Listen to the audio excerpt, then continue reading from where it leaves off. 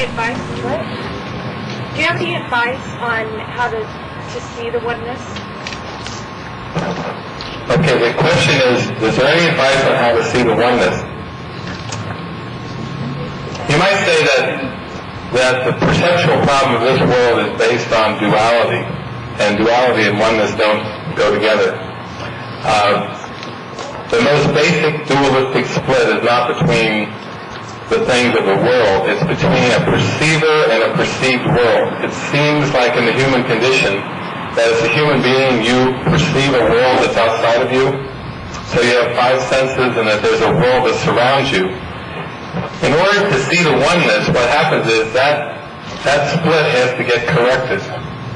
So, you know how people tell you that there's beautiful teachings now. Some of you might have heard of the four agreements.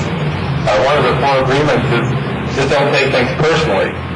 Well, it can seem easier said than done, but the whole ego, which is what the error is taking everything personally. So, in order to see the oneness, you simply have to learn how to get so aligned with the Spirit and so detached from the world that you simply don't take anything personally.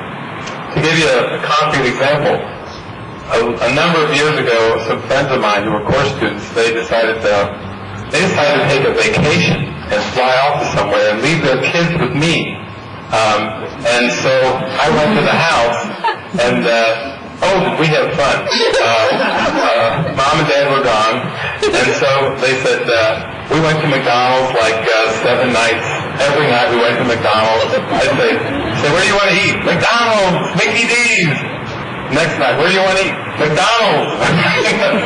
We went in the living room. They had all the furniture arranged very neat and everything, and they said, Mom and Dad never let us touch the furniture. We want to play house. We want to make forts and everything. We got the sheets out. We turned the living room, into like a jungle gym and this and that. And as you will find with children, they always try to test your boundaries, to see how far they can go. They couldn't find any boundaries with me. They kept, this is fun. This guy is fun.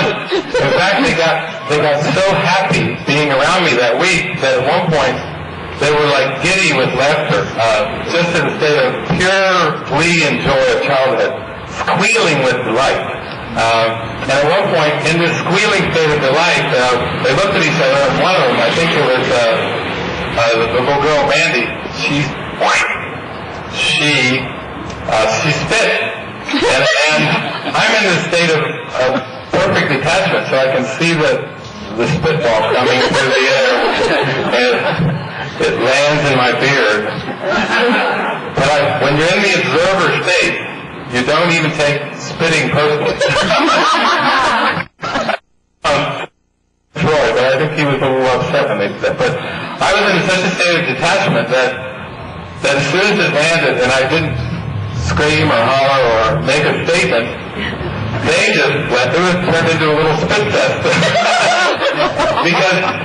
And when I share that story is because when we really relax and we get into our innocence, and it's called like innocence, it's like contagious, people like to be around you when you're not judging them. You ever notice that? When you're just loving and innocent and accepted, then people come around you and they just like to hang around. And that's an answer to your question that the only way to really see the oneness is just to go so deep in your mind and do such a transformation and let your trust level come up that what you find is you reach a state of mind where you don't take anything personally. And that's really what the oneness is about. In the Bible, it even says God is no respecter of persons. So the four agreements got an early start way back in the Bible. And in answer to your question, that's really what this is about. Letting your trust level, your faith climb so high that you don't become defensive and you don't take things personally, regardless of what's happening. And people who know me, we even had a windstorm about a month or two ago, and I'm real simple. I don't even have collision car insurance or comprehensive anything. a big branch that came down from our neighbor's tree and smashed onto the house and then onto this car, put this big dent on the hood of the car. So they sent me out to investigate. And I came back into the house and I said, our lancer has been lanced. And what else are you going to do? I mean, you're going to shake your fist at the tree, you know. All things work together for good. It's a state of mind where you just don't take anything personally and you don't get caught up into appearances and whatever. And that allows you to extend a lot of love and light and joy. You're not gullible because you're invulnerable. You can't be gullible and invulnerable. When you're really in the state of mind training, when you really have let go of all these concepts and everything, you feel a connection and oneness with everything, and you really trust that all things work together for good. Any more questions? Well, since we're at the One Center, we're talking about oneness, and I know that you know the power of our mind. And the difference is that right now it's all levels of duality, and if we're able to change that belief system into the oneness you're talking about, of course that's where transformation comes. Can you talk a little bit more about that besides what you just heard about? Yeah, Jesus said some things. He said, judge not lest you be judged. And he was just talking about the basic thing, law of karma, as you sow, so shall you reap. You know, it's been said in many different cultures, many different traditions. I would call it forgiveness. When you really, really learn to forgive, you are completely invulnerable. And forgiveness, what you're talking about, Lenny, is that this transformation of consciousness is when you really start to see that forgiveness is always a gift to yourself.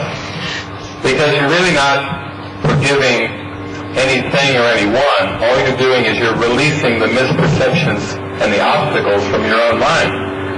And that's wonderful. So it's not like when you let go of a grievance that you're really doing it for somebody else. It's actually, you're being very loving to yourself by letting go of that grievance.